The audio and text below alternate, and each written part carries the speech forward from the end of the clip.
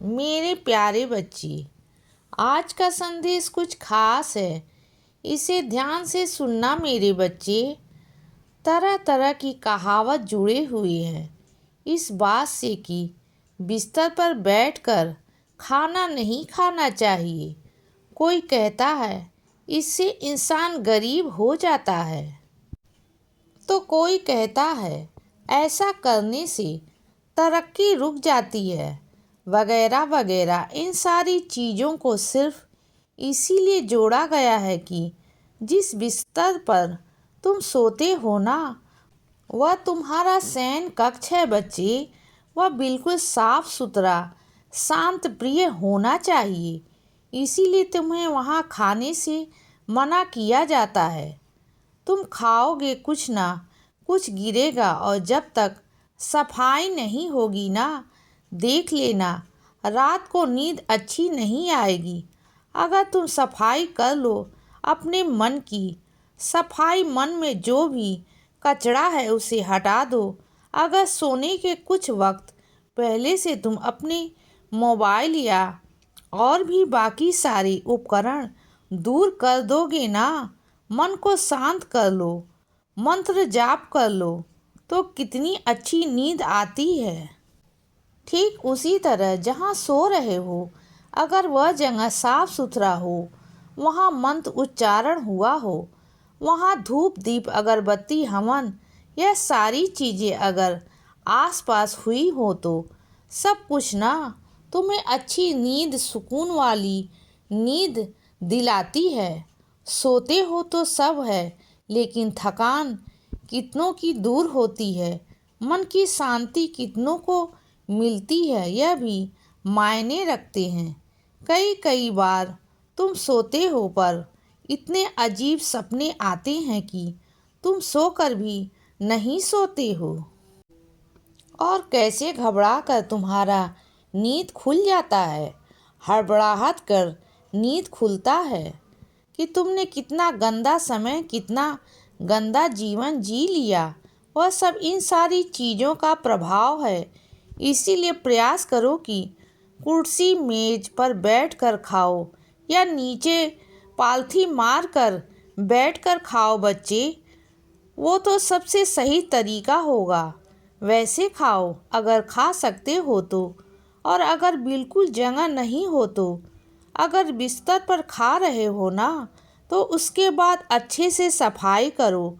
अच्छे से हो सके तो अपने जिस चादर पर खा रहे हो उसे बदल दो, या फिर जो भी हो सके, जितना भी बन पड़े वैसा करो। मगर सफाई में, शांति में सोने की कोशिश करो, और फिर तुम परिवर्तन देखना। सब तुम्हें अच्छा लगने लगेगा बच्चे।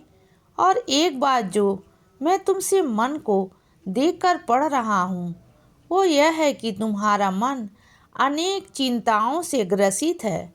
तुम्हें मित्रता को लेकर चिंता है कि तुम्हारे और मित्र के बीच कोई कहीं आ ना जाए। दूसरी चिंता तुम्हें तुम्हारे भविष्य को लेकर है बच्चे। और तीसरी चिंता तुम्हें इस बात को लेकर है कि जो व्यक्ति छुप छुपा कर तुम्हारे जीवन में आना चाह रहा है, वो आए या ना आए, उसके आने से तुम जीवन भर रह पाओगे या नहीं। क्योंकि तुम धोखा नहीं देना चाहते, मगर तुम उसके साथ रह भी नहीं पा रहे हो, लेकिन उसके बिना भी नहीं रह पाओगे।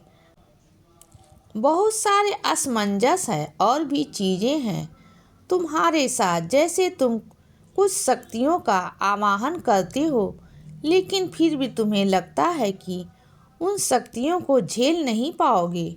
पर जैसे तुम्हें ये लगता है कि उन शक्तियों को, वो शक्तियाँ तुम्हें दर्शन देंगे, तो उदास हो जाते हो। इस तरह से तुम्हारे कुछ प्रियजन, तुम्हारे बेहद दिल के करीब वाले लोग तुमसे थोड़ा दूर हैं, तो कभी तुम्हें उनकी याद आती है। और जो तुम्हारे करीब हैं, तुम्हें उनकी चिंता कभी होती है। तुम बहुत सारी चिंताओं से ग्रसित हो, इतनी सारी चिंता, इतनी सारी दुविधा तुमने अपने मन में पाल ली है बच्चे। ये उसी सब का परिणाम है कि तुम्हें घबराहट होती है। तुम ये सारी चीज़ों को ना मेरे ऊपर छोड़ दो बच्चे। इतनी सारी चिंताएं लेकर चल रहे हो, तुम्हारे ऊपर उतना भार नहीं है जितना मेरे ऊपर है। तुम्हें पता है ना, एक समय पर कितने लोग मुझे पुकारते हैं, और हैरानी की बात तो यह है कि दो लोग एक दूसरे की शिकायत और एक दूसरे के लिए कुछ बुरी बातें इसके साथ ऐसा हो, वो उसके साथ वैसा हो, मेरे साथ ऐसे, उसके साथ ऐसा करके मेरा न्याय करो, तो मेरा न्याय करो। इस तरह से लोग कहते हैं। मुझसे ज़्यादा अजमंजस में तुम नहीं पड़ते होंगे।